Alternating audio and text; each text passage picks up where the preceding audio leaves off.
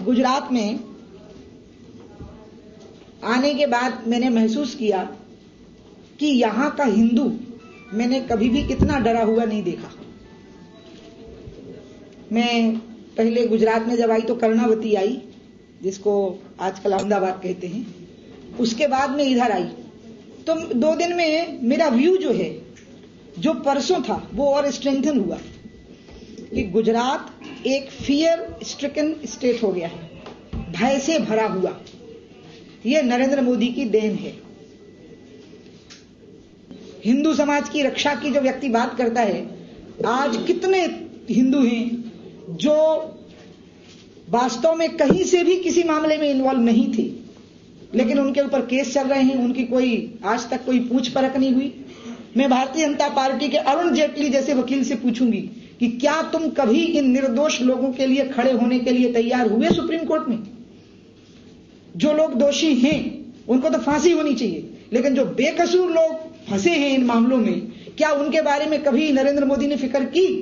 कभी अपने मित्र अरुण जेटली से उनके बारे में कभी बात की?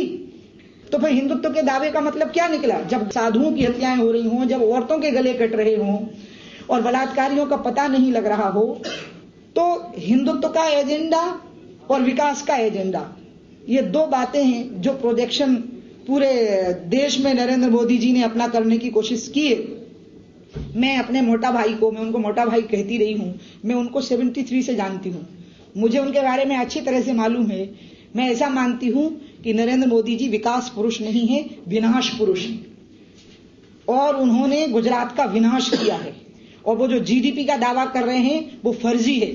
वो जो बीपीएल का दावा कर रहे हैं कि बिलो पॉवर्टी लाइन लोगों की संख्या यहां घटी है, मैं नरेंद्र मोदी को कहूंगी कि मेरे साथ वो एक गांव में चले जहां बीपीएल की लिस्ट बनी है, और मैं उनको बताऊंगी कि वो लिस्ट कितनी फर्जी है।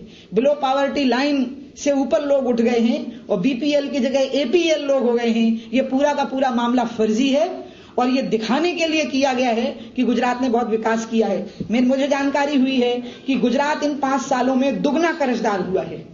गुजरात के ऊपर जितना पहले ओवरड्राफ्टिंग था वो ठीक दुगना हो गया है। तो विकास कहां हुआ? विनाश हुआ।